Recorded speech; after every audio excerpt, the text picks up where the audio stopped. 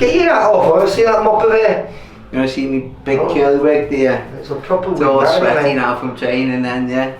Proper ginger mop. Mason, good to see you, mate. Yeah, it's nice to see you as well, mate. You've been busy. Yeah, I've been training. You never stop training, you. Yeah, no, yeah, it's just my life, isn't it? I just want to be fit and healthy regardless of boxing, so. But you obviously, you suffered that defeat to Danny Ball when you'd gone down to welterweight. You came back in the new year and you said you'd made this decision because you was always a light middleweight, but you was actually a light middleweight of perhaps 20 years ago who walked around at that weight. Yeah, and I was just walking around lean, and then obviously with walking around lean, when I was trying to refuel after weighing in, I wasn't putting much weight back on because my natural weight was only like 73 kg. So I was doing myself like an injustice walking around so lean. But you were giving away at least half a stone to the bigger guys in the light middleweight division. But now you've come back with even more determination than normal and believe that light middleweight is where you're going to be, and you basically want everyone and anyone. Yeah, that's it. Like I say, I've like you just said, that I've been a natural light middleweight for my whole career. Just I was walking around too lean, so we thought, right, let's have a go, try to do that 10-7, and I've done it a couple of times, but then obviously been a few years since the first time I made it, and in them few years I have actually really grown into a natural big light middle. Like I'm walking around like over 12 stone now, 12 stone 4, so and in great shape. Yeah, I've still got abs and not fat. Like I'm in shape because I'm training all the time, so I know now obviously once I've refueled after weighing in, I am going to go back up. But have you not, I remember Shane Singleton, Shane went from being a lightweight to being super lightweight to being welterweight, and then final fights were at light middleweight, and that's because he's like yourself, loved training, loved being in the gym, so when he wasn't fighting, he was pushing weights. And yeah, he was doing me. Yeah. I know, but you've got something, I've seen you, was it 200 kilos deadlifting? 200 kilo for 3 reps for 3 sets now, yeah, like that used to be like out of me reach. My 1 rep max was like 180,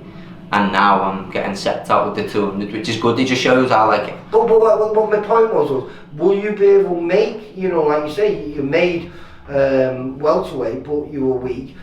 Now you're making yourself so big and strong. Can you actually get to like middleweight and be strong? 100%. I can make 11 stone comfortably, in great shape, and have energy. Like obviously I have to be strict and obviously stick to my numbers and stuff, but it's a weight I can definitely make and perform at as well. That's the most important thing, performing at the weight.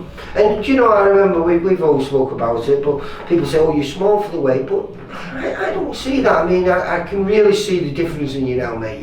You're solid, you don't look gone no more.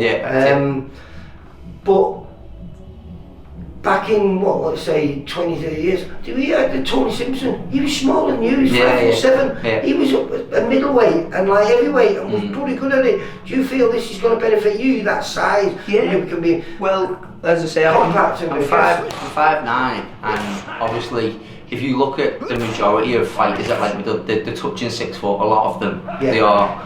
But if you look at the way I box, it kind of suits my style, me being a little bit shorter, because I like to come forward. So against the taller guys, it's gonna benefit me in a way. You was just watching you there on the bag, and you did a round southpaw. Yeah. And that's not something I remember you doing too much, because obviously you've got your stablemate in Tom Farrell, who's a wonderful switcher.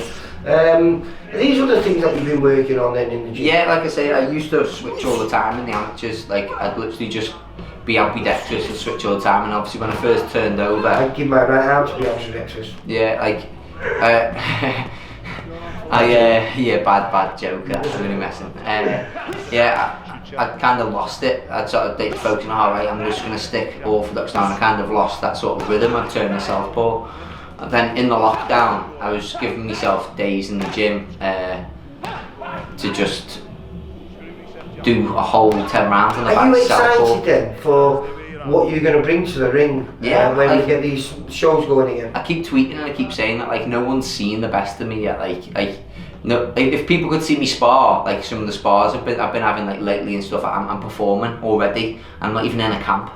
It's like people would see, but obviously gonna have to wait till I get on one of these shows now, and obviously broadcast it on the telly. And well, both you and Tom are in a great situation because of your records.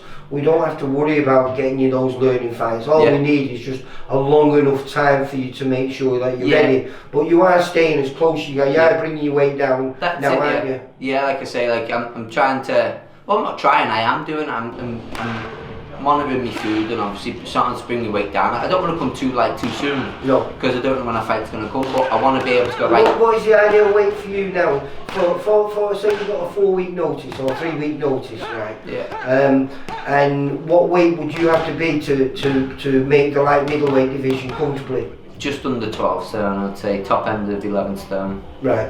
And then I'd be able to do it easy. Obviously, because then 12 stone would actually be your fighting weight, though, wouldn't it? It's literally just science. It's just calories in, calories out, and obviously putting the work in, and obviously monitoring like your macros, and obviously by adjusting them numbers, it's science. You lose weight.